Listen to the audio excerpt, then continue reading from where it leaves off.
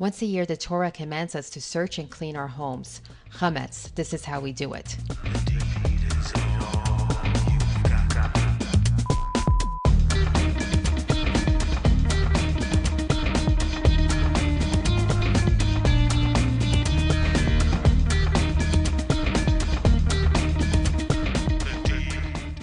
Today we're going to discuss the holiday of Pesach or Passover. There are a number of different laws concerning the holiday of Pesach. The first one that we are going to discuss today is Chametz.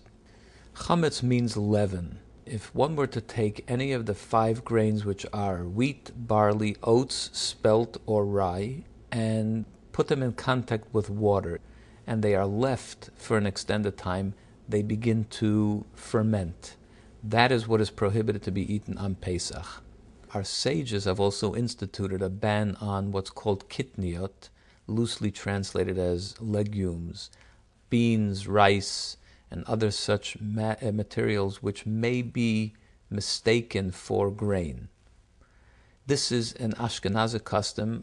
Many Sephardim do not have this custom and are permitted to eat rice and beans on Passover. But for Ashkenazic Jews, legumes are also prohibited on Passover. In addition to the fact that you may not eat chametz on Pesach, it is also prohibited to own chametz on Pesach, and therefore one must completely remove any chametz for the full period of Passover. Houses that you have little kids running around, it's harder, way harder. But in houses, let's say here, where the kids are older, they don't really take food all over the house. Like, I know which rooms the food are in. So, if I say, that the bathroom doesn't really have any food in it, but you have to clean out the products that are not for Passover. A bedroom, let's say. My kids usually don't bring food in their bedroom. So you're just really searching for it, before Passover. But the actual cleaning, it's not really spring cleaning. You're not cleaning your house. We're looking specifically for bread and things that are not for Passover. So we're cleaning out our cabinets, getting rid of the bread, getting rid of the not kosher for Passover products. Some of the products which need to be removed from the home. All cereals, crackers, cookies, cakes, and so on. Whiskey is chametz because it's a grain derivative.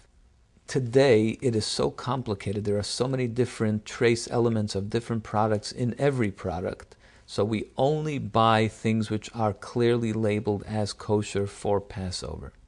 The kitchen needs to be prepared for Passover as well. The stoves, ovens, sinks, fridge, tabletops, countertops need to be prepared for Passover.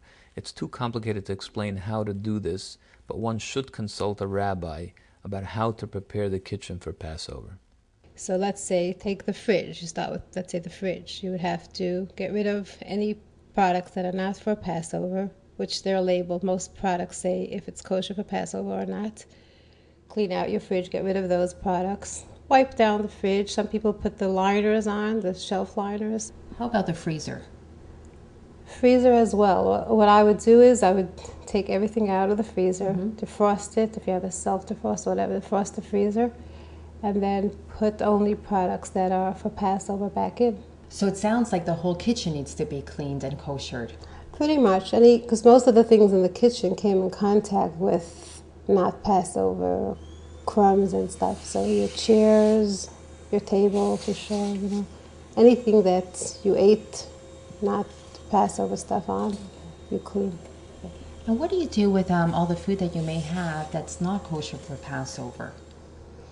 Okay, so you clean out your cabinets, and they can be sold. They can be put away in boxes or locked up in your cabinets, certain cabinets that you're not going to be using, and you put a piece of tape on it to remind us not to go to it in case we accidentally go to it, and put a sign, sold for Passover.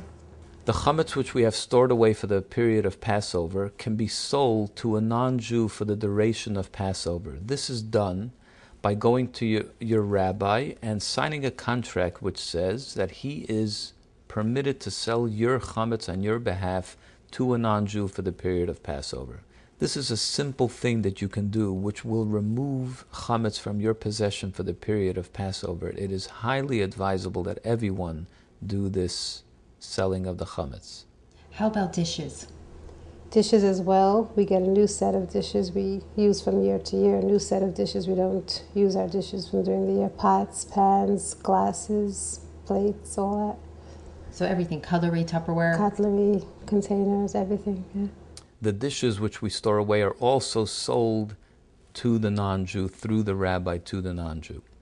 Many non-edible products are also prohibited on Passover because it's prohibited to own chametz. So therefore perfumes, different medicines which might have trace elements of chametz must also be checked to make sure that they are chametz free.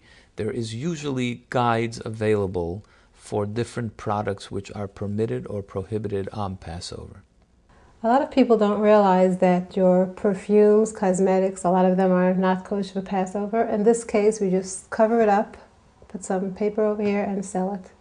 Our sages instituted the search for the chametz on the evening before Passover, the evening before the Seder.